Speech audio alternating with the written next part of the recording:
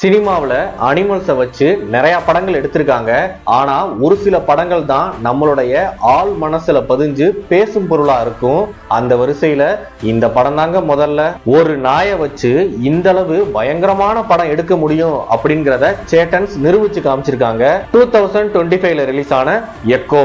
இந்த படத்தோட ஸ்டோரி என்னன்னா, நம்ம படத்தோட ஹீரோயினோட பேரு மிலாத்தி. இவங்க மலையோட உச்சியில இருக்கிற வீட்டுல தனியா வாழ்ந்துட்டு வர்றாங்க. இவங்களை பாக்குற ஒரு கேர் டேக்கரா இந்த படத்தோட ஹீரோ பியூஸ் இருக்காரு. இந்த மிலாத்தியோட ஹஸ்பண்ட் பேரு குரியாச்சன். இவரு இப்ப தலைமறைவா இருக்காரு. அவரை ஒரு பக்கம் போலீஸ் தேடிட்டு இருக்கு, இன்னொரு பக்கம் அவருடைய நண்பர் ஒரு காரணத்துக்காக தேடிட்டு இருக்காரு.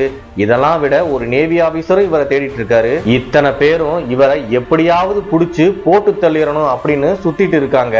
இந்த குரியாச்சன் யாரு, இவரு என்ன பண்ணாரு, ஏன் இவரு தலைமறைவா இருக்காரு, வெளியே வந்து இவங்கள்ட்ட இவரு மாட்டினாரா இல்லையா, இந்த மிலாத்திக்கும் இவருக்கும் என்ன சம்பந்தம் அப்படிங்கறதா இந்த படத்தோட மொத்த கதையே. இந்த படத்தோட ஃபர்ஸ்ட் ஹாஃப் கொஞ்சம் ஸ்லோவா தாங்க போகும். என்னடா ரிவ்யூஸ் எல்லாம் பயங்கரமா இருக்கும், சூப்பரா இருக்குன்னு சொன்னாங்க, கடைசியில ஸ்லோவா போகுதே அப்படின்னு நீங்க கண்டிப்பா நினைப்பீங்க.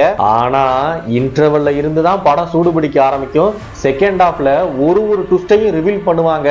அதெல்லாம் வேற லெவலா இருக்கும். அது மட்டும் இல்லாம கிளைமேக்ஸ்ல இவன் தான் இதுக்கெல்லாம் காரணம் அப்படின்னு நம்ம நினைச்சுக்கிட்டு இருப்போம். கடைசியில ட்விஸ்ட வச்சு உண்மையை ரிவீல் பண்ணுவாங்க. எப்பா, சத்தியமா நீங்க நினைச்சு கூட பார்த்திருக்க மாட்டீங்க. உங்க மனசுக்கு இந்த கிளைமேக்ஸ் நிறைவா இருக்கும். இந்த மாதிரி ஆளுக்கு இப்படிப்பட்ட தண்டனை தான் கொடுக்கணும் அப்படின்னு நீங்க கண்டிப்பா சொல்லுவீங்க. நீங்க ஒரு டிஃபரெண்டான ஜானர்ல மிஸ்ட்ரி த்ரில்லர் படம் பார்க்கணும் அப்படின்னு ஆசைப்பட்டீங்கன்னா இந்த படம் ஒரு மஸ்ட் வாட்சான மூவிங்க. இந்த படம் வந்து நெட்ஃபிளிக்ஸ்ல இருக்கு, தமிழ்ல இருக்குங்க. இந்த மாதிரி மூவி அப்டேட்ஸுக்கு நம்மளுடைய சேனலை ஃபாலோ பண்ணிருங்க.